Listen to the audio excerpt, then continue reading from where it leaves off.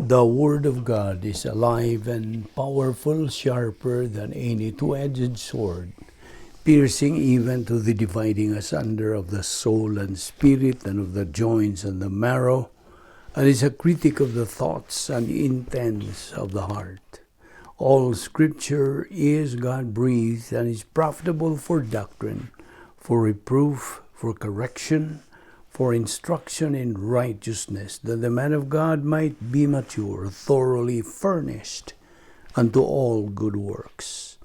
Study to show thyself approved unto God, a workman that needeth not to be ashamed, rightly dividing the word of truth. John 13:34, a new commandment I give to you, that you love one another, as I have loved you, that you also love one another. Ephesians 4:1-3, I therefore, the prisoner of the Lord, beseech you to walk worthy of the calling with which you were called, with all lowliness and gentleness, with long suffering, bearing with one another in love, enduring or endeavoring to keep the unity of the Spirit in the bond of peace. Philippians 2:4, let each of you look out not only for his own interests, but also for the interests of others.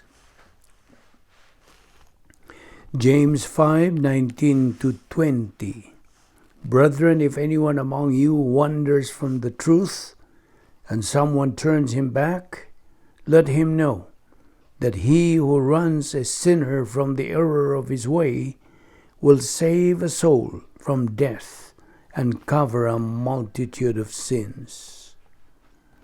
Galatians 6:1, brethren, if a man is overtaken in any trespass, you who are spiritual, restore such a one in a spirit of gentleness, considering yourself, lest you also be tempted. Before we start our Bible study today, ikinahanglan na nga itong pagbuhat na anda na ito, mga tulumanon, pagsugid sa ito mga sala, ngadto sa tubangan sa Diyos ng Amahan, aron kinidili mahimong babag sa atong padayon sa pagtuon sa pulong sa Diyos.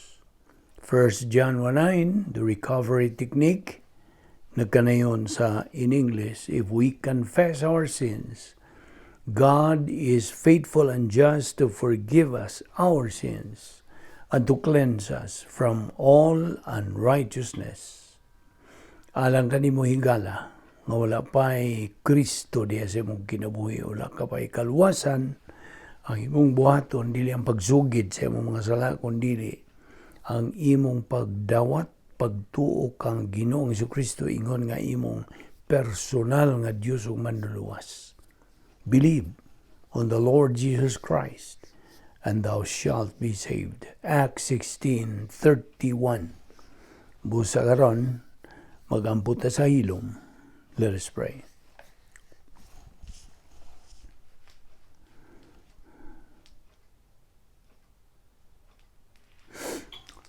Amahan na mong langit, no, nagapasalamat kami kanimo ning lain sa mga higayon sa among pagpadayon sa pagtuon sa imong pulong. Salamat nga gipabuhi mo pa kami sa among lawas, kinitimainlan nga. Ang imong plano sa among tagsa kinabuhi nagapadayon pa sa paglihok. Salamat o Diyos na ining grasya nga pagpadayon sa pagkatuon, pagtuo, paggamit sa imong mga pulong. Salamat ning among Bible study through the YouTube sa Vic Balbido Evangelistic Ministry. Uwani kami karon, tudloy kami, patinawi kami sa imong kamaturan, pinagis pagtudlo ka namo sa balang Espiritu Santo. Kining tanan namong ipasalamatan sa ngalan ni Ginoong Hesukristo. Amen. Well, maayong adlaw. Ang atong pagpadayon sa atong gitunan is Jesus the only way. Okay? aniya kitay pag concentrate niini, is Jesus the only way mo kini nga atong padayon niini nga atong hilisgutan nga murag mahuman nato kini karong adlaw. Okay, so akong ipadayon katong atong ibiyaan kagahapon bahin nining atong hilisgutan. So atong giingon kanimo, ikaw ug ako walay gahom to cause an unbeliever to understand the gospel message or to convict him sa sala nga dili na mapasaylo. Sanglit kini dili man kasagaran, it is supernatural. It is only God, the Holy Spirit, who does it. Siya ra gyud. And He always does it sa diha nga ang maayong balita sa kaluwasan ipresentar o ipadayag. So, ang iyang kurta nga idisdis, scalpel, mao ang pulong sa Dios. Ang espada sa Espiritu nga mao ang pulong sa Dios. Hebreanon 4:12, Efesios 6:17, Hebreanon 3:7 o ang musunod niini. Now, ang tingog sa Espiritu Santo mao ang pulong sa Dios.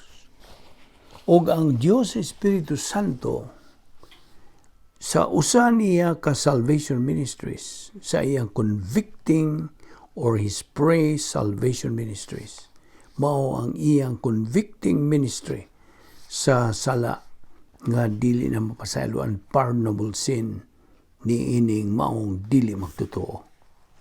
Kay abi nimo, ang mga di magtotoo God, wa masayod ni ini. So, sa diha nga imong ipresentar ang mayong balita sa kaluwasan, imong ipadayag kini, na ay pipila ka mga magtotoo nga mo presentar ni ining mayong balita sa kaluwasan ngadto sa dili magtotoo. Kung ang di magtotoo negatibo, wa siya gana, musalikway siya, he will look at that believer and take it out on the unbeliever. All the believer did was give him the gospel message. So, iya lang yung ipresentar, iyang itanyag ang maayong balita sa kaluwasan. It is God, the Holy Spirit, that causes the unbeliever to understand it. See? Ang dili magtotoo God, patay man spiritually. He is spiritually dead. He does not have an activated human spirit. Diya kaniya. Ug busa, ang Diyos Espiritu Santo is the one that causes the unbeliever to understand sa pagsabot sa gospel message. Ang Diyos has to explain it to the mentality sa iyang kalag niya ng di magtotoo. Ug ang Diyos Espiritu Santo always does it. So, ang katungdanan mao ang iyaha sa Diyos Espiritu Santo. That's His responsibility. God, the Holy Spirit, is the one who leads anybody to Christ. Dili kita. Wala kita'y gahom. Wala kita'y katungod. That is God, the Holy Spirit's job, not ours. And the conviction of the unpardonable sin, you know, what happens when people are dili maluna, they are uncomfortable.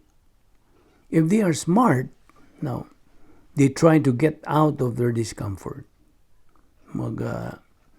Mangita gid sila paagi nga makalingkawas sila niya ng pagkaway, pagkahaluna nila. There is only one of two ways alang sa di magtotoo to get out of this.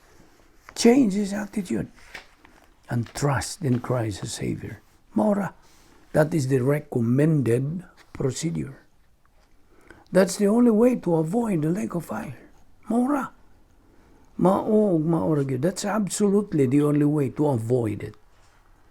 Ang lain, ang pagkalimot na lang niya na. Forget about it.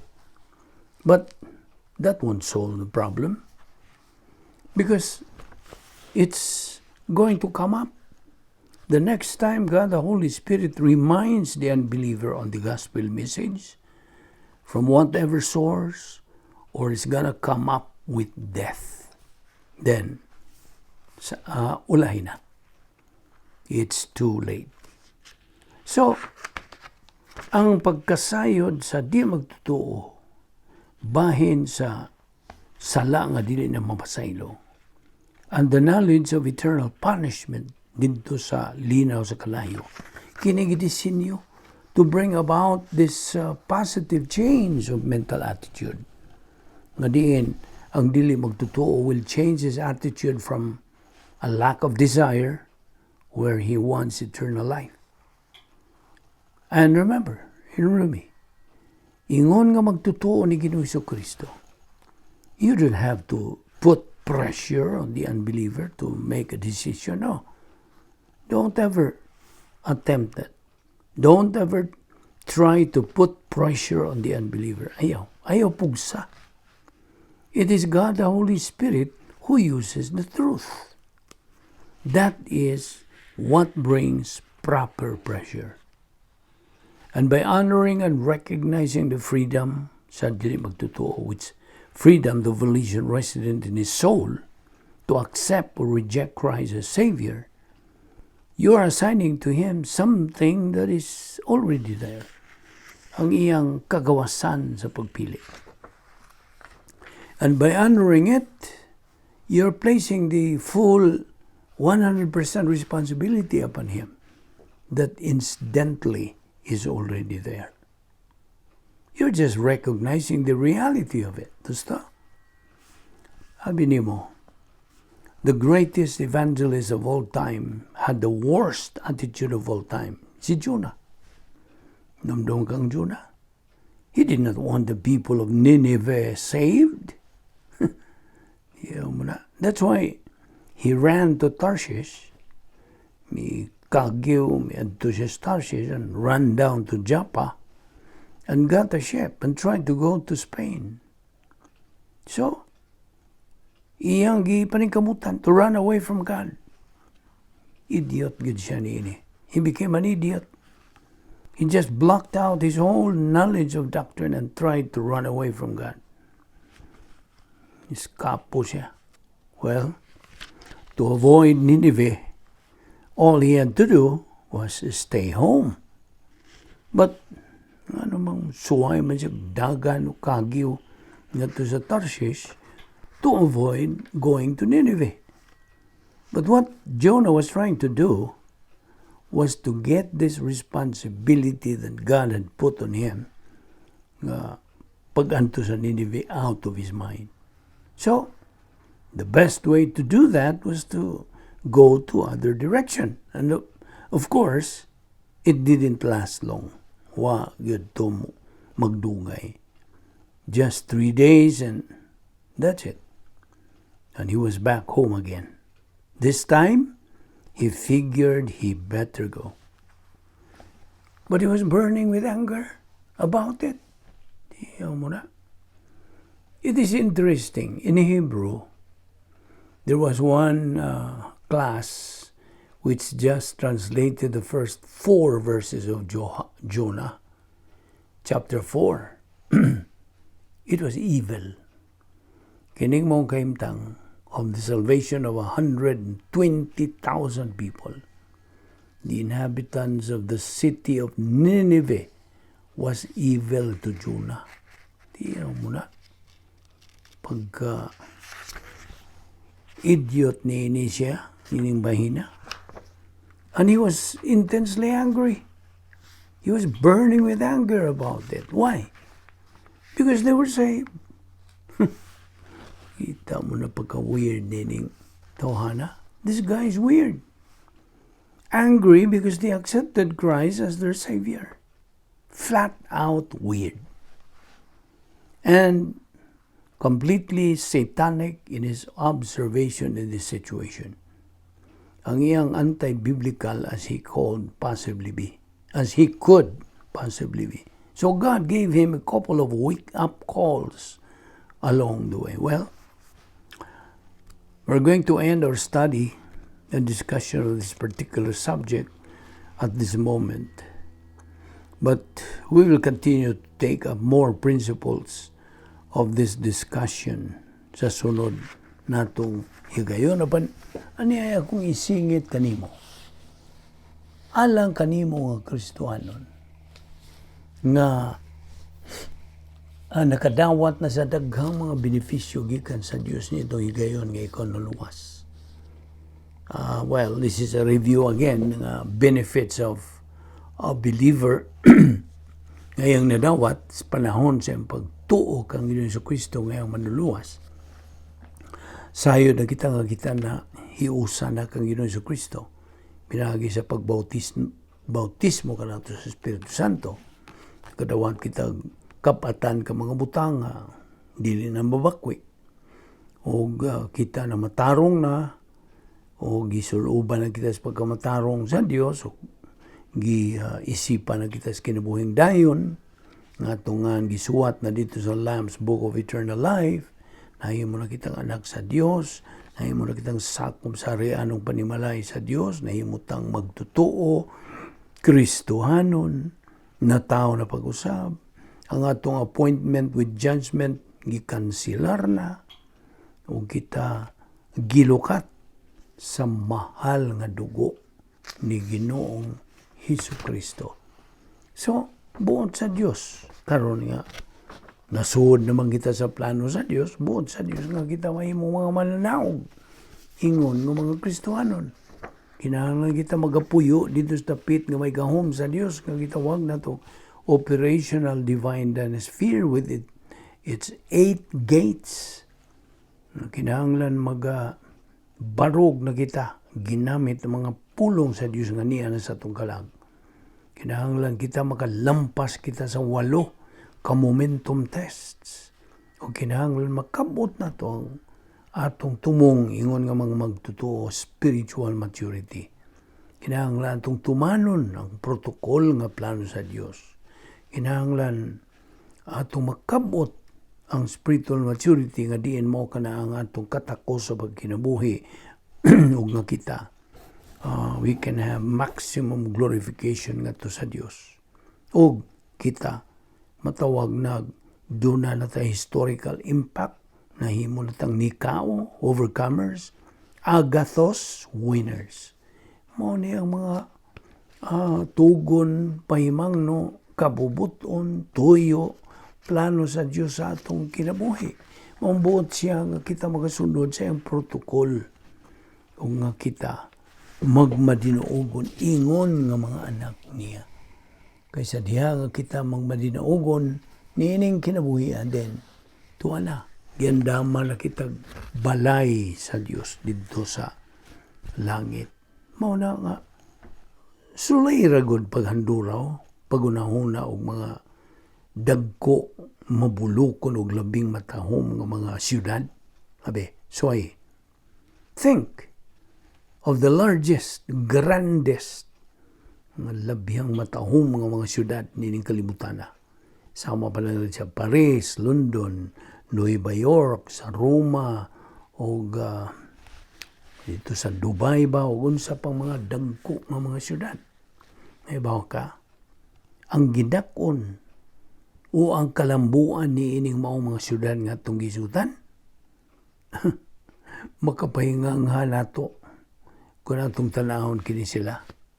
But if we were to combine the attributes of the most magnificent cities sa tibuok kalibutan, kini sila mo uk-uk ra gyud, mo gamay ra sila. Kung itandi nato sa siyudad sa Dios nga gitukod karon, nining higayon na gitukod sa Dios. Ingon nga atong puloy-anan sa mga pangan nga iyaha sa Dios. So, ang uluhan gud nining maong siyudad mao ang the heavenly city. Tungod kay anha diha ang bag-o nga siyudad sa Dios. Bag-o nga siyudad. na diha mahimutang karon kanang maong syudad. Apan naayadlaw nga ang bag-ong Jerusalem mutunga diining bag-ong yuta isip mao ang dayo na nga dapit puloy-anan sa mga katawan sa Dios. So, kung nagplano ka og puyo dito, then pakiguban. Ini nga atong pagtuon bahin ini. Pagsuhin, pagsiksik, pag-usisa, sa kahalang dun ni ini. Yung katahom o kamabuluko ni ini.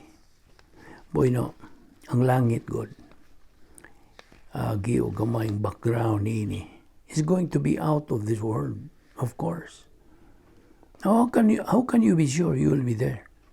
Sa man mo, pagkasiguro nga, adto ka mo sangko, adto ka may adto ni ining dapita. Unsa magyud ning langit, unsa magyud hitsura ning langit, unsa may hulagway ning langit, ato kunong usisahon, ato kunong suhit tuon ang mga tubag ni ining mga pangutana o daghan pang mga pangutana. Kung mawad-an kag anak, panlitan, niya ay mga ihimplo nini, mawad-an ka og anak, magkahiusa ba ka mo dito sa langit? Niya, how are our souls transported? Asa man, unsa man paglalin, pagbalhin sa atong mga kalag. Where exactly is heaven? Luki asa magyud ning dapit gitawag og langit. Well, bahin sa atong pagtuon. Well, ato na ning gilakbitan ha. Matud pa sa mga eksperto sa tuig kuno nga 2030 mulabaw sa 60% sa lumudlupyo sa tibuok kalibutan, magapuyo na og mga syudad. Nga diin, ang pagpuyo niini nagkahilis. We're living karon, nagkahilis sa atong kultura karon. So, it is not surprising. Dili ikatinga nga sa atong pagkasayod niining tanan, nga ang labawng makagagahom nagatukod o usa ka syudad ingon nga iyang ultimate plan alang sa iyang mga kaanakan. And that city nga gitukod karon sa Dios mao ni makapagamay, makapauk-uk sa mga syudad karong panahon na dining kalibutan na.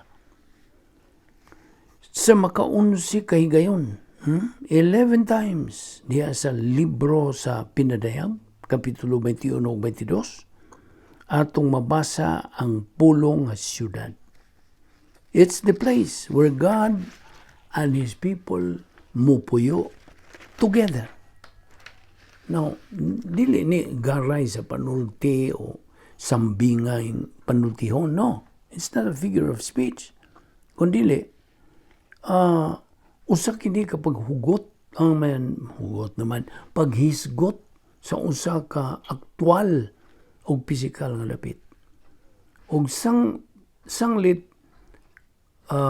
adto man kita ni ining maong uban sa atong physically resurrected bodies when we live in that city.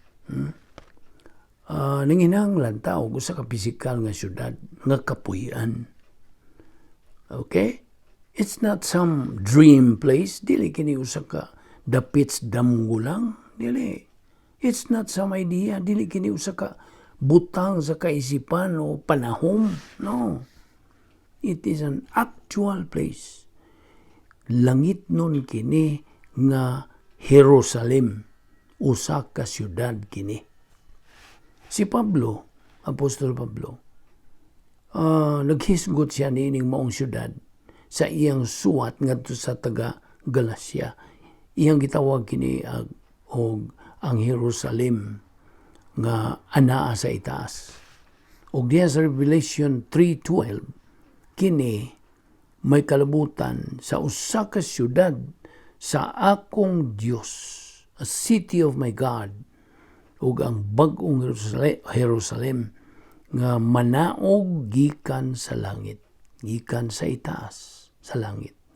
Natuguti lang una ako sa pagkita ni hulagway sa makadiyot lang. Okay?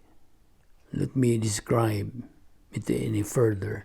Sa di ko pa i-describe kini any further. Okay? May adlaw nga moabot. Napaminaw. Ana ay adlaw nga moabot. Nga ang syudad nga gitukod sa Dios in the third heaven. Kini manaog. Muos-os dinhi. And during the millennium, ibaw na magkaunsay millennium, ang usa ka libo nga literal yung usa ka libong tuig nga pag dumala ni Ginoong Kristo nining kalibutan na. Kini magalutaw. Ang bot pasabot kini nga itong isutan. Magalutaw kini ibabaw sa yuta. And atol sa panahon sa eternidad. Okay? Mutug pa diha sa yuta. It will rest upon the ground.